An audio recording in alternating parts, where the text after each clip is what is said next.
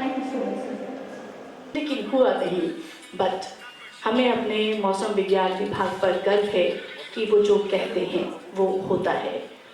सो अब हमारी next presentation जो है वो यहाँ पर देने के लिए आ रहे हैं डॉक्टर प्रोफेसर समीरा कयूम जी। आप हेड हैं satellite imagery, soil sensors, weather stations and farm equipments. It's all about atmospheric observations like temperature, rainfall, humidity, wind speed, solar radiation. हम आगे इस analysis which is given to the farmers so that they are able to do their farm operation crops, and also this weather data helps us in understanding the. So, when I'm talking about geography, which is basically deals with the spatial distribution of the phenomena and attributes.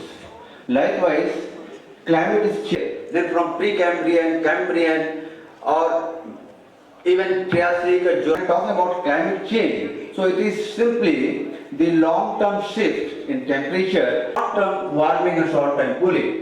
But when these changes were there, then there was population growth and increase. There is a big problem of resource scarcity and fire. And because of that, 30,000 houses had been evacuated. And this is the map which shows that the land is having more warmer than the water bodies, and the climate is more, the temperature is more higher side towards the Arctic region. Next. Now, if you see this trend, and the baseline is 1950 and 1980, then to 2016 and 2020, and even the latest record says that 2023 was the warmest year in the century. Next. Now, this is what I'm very much interested to talk about the main world's third pole. And the Himalayas is perhaps the world's most vulnerable region in climate change after the poles, because this third pole, that is the Hindu Kush, Karakoram and the Himalayan region, which is the largest area covered by the snow or ice. So the climate prognosis is that best case scenario, less public action and less business, and the number of the area has been shrunk area, and this Himalayas it provides a convention. So I want to say that this is a region which is one of the richest 1,000 km³ of fresh water. So these are the different river basins. Amu Darya basin, Tarim Basin, important, largest vulnerable. If it checks the 5 and the snow cover in 2006, then you will find the variations that is the number of.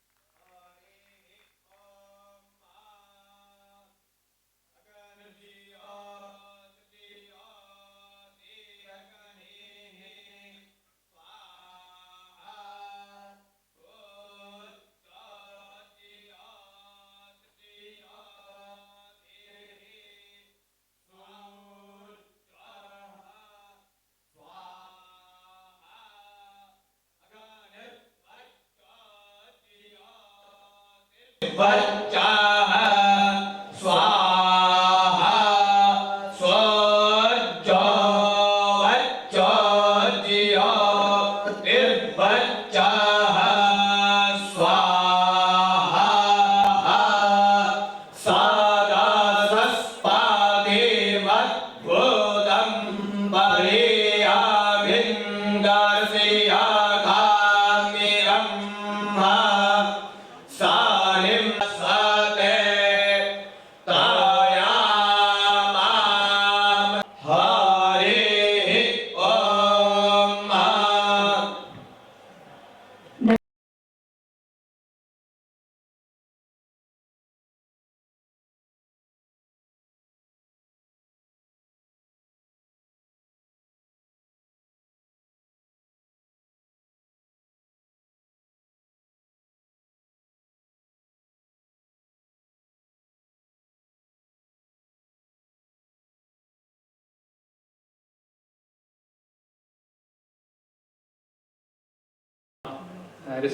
respected our distinguished guest at no diet कार्यक्रम का जो inauguration ये programme था इसमें देरी हुई इसके लिए क्षमा चाहते हैं.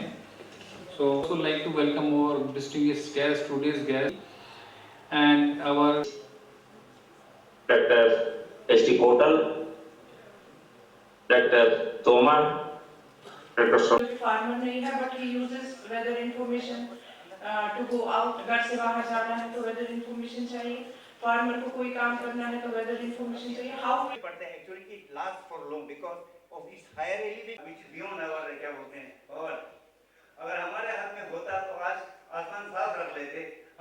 जो डिग्निटरीज है, किसान भाई है, देन स्टूडेंट्स कम्युनिटीज है और हमारे मीडिया पर्सन है, आप लोग लद्दाख को वैसे भी हम कोल्ड डेजर्ट मानते हैं. Reason Also we are providing. In addition, we have to keep sports activity even. Network in James quite good. 100 years old.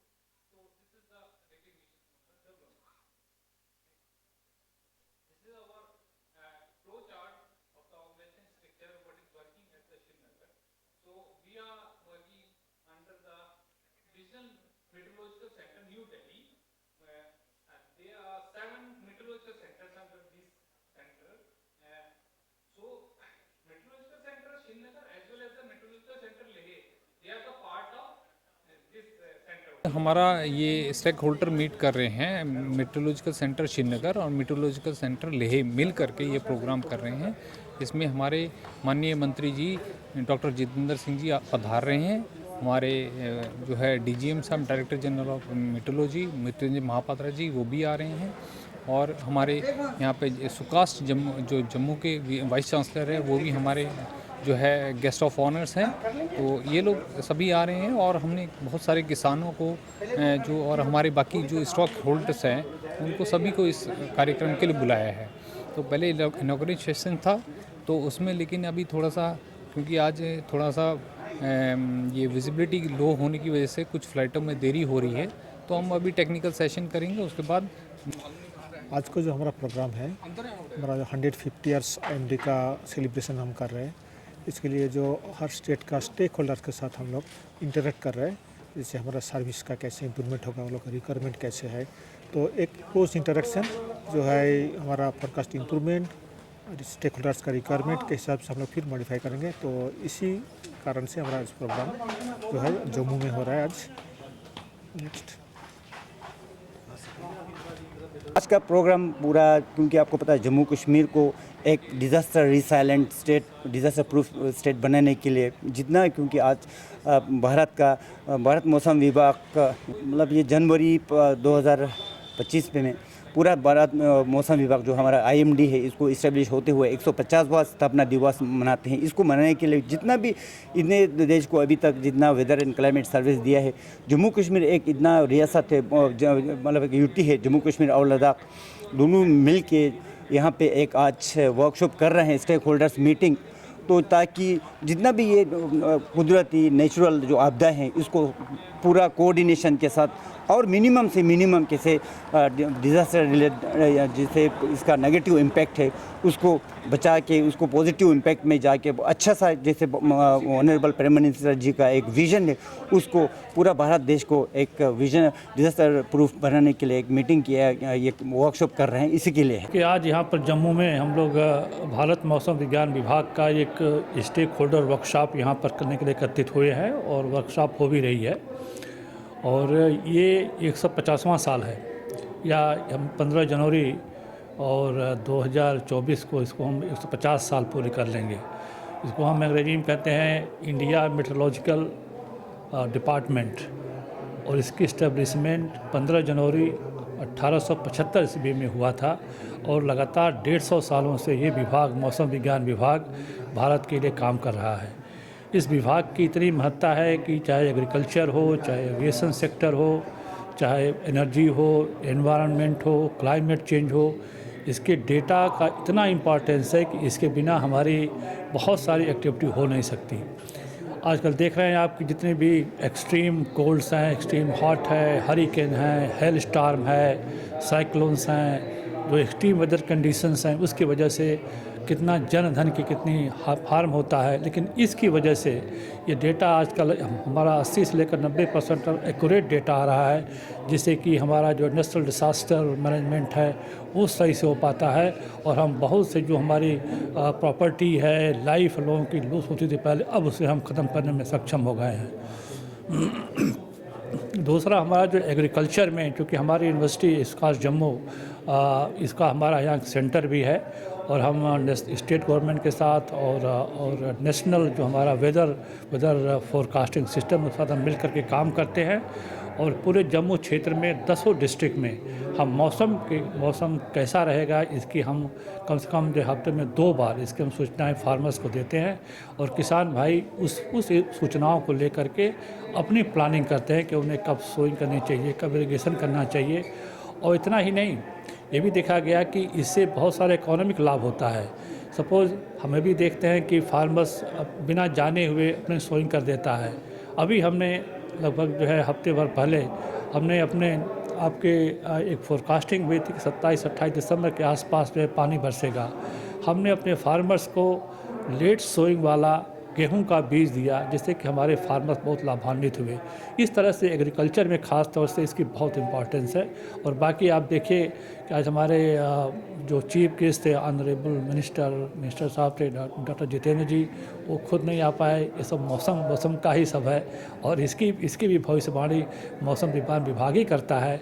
और इसलिए किसी भी सेक्टर में आप ले लीजिए, सारे सेक्टर में मौसम विज्ञान विभाग जो है अपनी सेवा दे रहा है और 150 साल से दे रहा है। ये बड़ी सौभाग्य की बात है कि ये डिपार्टमेंट, इस पे लोग इतने कमिटेड लोग हैं और इसकी महत्व और दिन पर दिन बढ़ती जाएगी। जैसे जैसे क्लाइमेट चेंज, जलवायु परिवर्तन होता जाएगा, वेदर की कंडीशन ख़राब होती जाएंगी, पहले से और भी अनप्रेडिक्टेबल वेदर हो रहा है। इन सब की सूचनाएँ अगर हमें समय से मिल जाती हैं तो हम जन धन की का नुकसान बचाते हैं और एग्रीकल्चर का भी हम लाभ बचाते हैं। इससे फार्मर्स को बहुत फ़ायदा होता है। और जितने भी सेक्टर हैं, कम से कम से 10 सेक्टर हैं जिसमें कि डायरेक्टली मौसम विज्ञान विभाग का उपयोग हो रहा है आजकल। थैंक यू, धन्यवाद।